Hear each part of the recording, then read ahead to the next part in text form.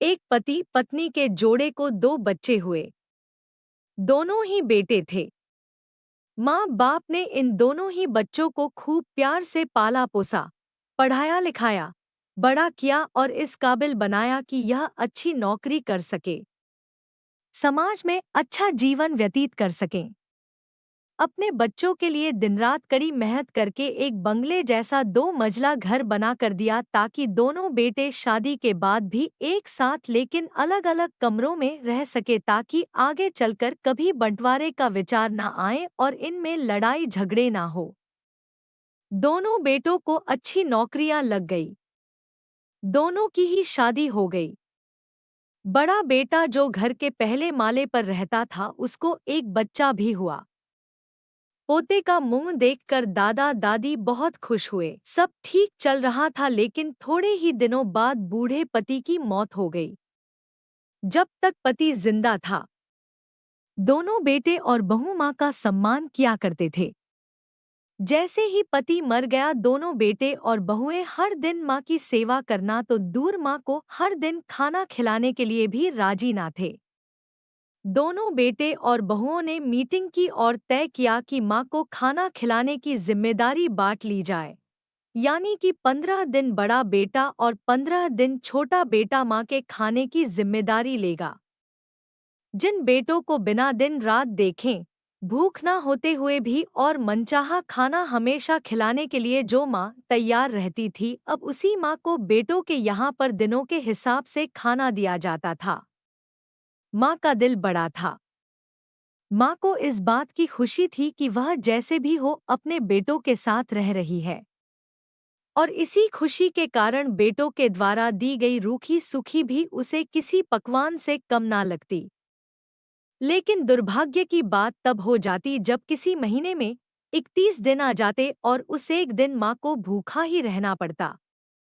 एक बार जब बड़े बेटे के यहाँ 15 दिनों तक खाना खाने के बारी चल रही थी तब बड़ा बेटा अपनी बीवी और बच्चे के साथ कहीं बाहर किसी फंक्शन में जा रहा था। बड़े बहू ने माँ से कहा, माँ जी, आज खाना नहीं बनाया है, हम बाहर जा रहे हैं, वहीं खाएंगे, आप अपने लिए कुछ पका लेना और खा लेना। बूढ़ी माँ ने कहा, लेकिन बेटा मुझे तो गैस चलाना नहीं आता।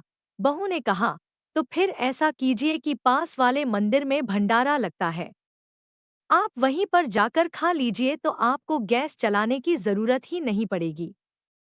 पास में ही खड़ा बेटा और पोता यह सब सुन रहे थे लेकिन कोई कुछ ना बोला। बूढ़ी माँ को भूखा ही छोड़ बेटा और बहू फंक्शन में निकल गए।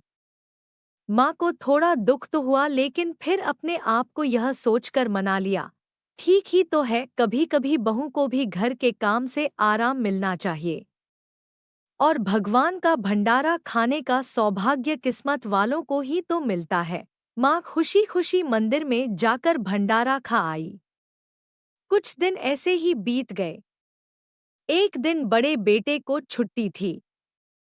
बेटा, बहू और उनका बच्चा अपने घर में साथ में समय बिता रहे थे। माँ बाप छोटे बच्चे को पूछ रहे थे कि वह बड़ा होकर क्या बनना चाहता है और क्या करना चाहता है। छोटे बच्चे ने बड़े ही सरल भाव से माँ बाप को उत्तर देते हुए कहा, वह बड़े होकर वकील बनना चाहता है। उसकी इच्छा इस घर से भी बड़ा एक घर लेने की है लेकिन वह घर मंदिर के पास होना चाहिए। माँ बाप ने पूछा, घर के पास मंदिर क्यों होना चाहिए? तब बच्चा माँ बाप से कहता है, घर के पास मंदिर इसलिए होना चाहिए ताकि जब मैं बड़ा होकर किसी फंक्शन में बाहर जाऊं तो आप दोनों को ज्यादा तकलीफ ना हो, मंदिर नजदीक रहेगा तो आपको ज्यादा दूर जाकर भंडारा नहीं खाना पड़ेगा। मासूम बच्चे का ऐसा जवाब सुनकर दोनों ही के पैरों तले से जमीन खिसक गई। उन्हें अपनी गलतियों का एहसास अब जाकर हुआ था जो उनके 5 साल के बेटे ने पहले ही कर लिया था। दोस्तों, दुनिया के हर माँ बाप यह सोचकर अपने बच्चों को बड़ा करते हैं कि वह उनके बुढ़ापे की लाठी बनेंगे, ना कि वह लाठी बनकर उनके ही पीठ पर बरसेंगे। कर्म का चक्र निरंतर घूमता रहता है। दोस्तों, आज जो तुम दूसरों के साथ कर रहे हो आगे चलकर तुम्हारे साथ वही होगा, यह तय है। इसलिए हमेशा याद रखो कि दूसरों के साथ वैसा ही बर्ताव करो जैसा तुम चाहते हो कि बाकी लोग तुम्हारे साथ करें।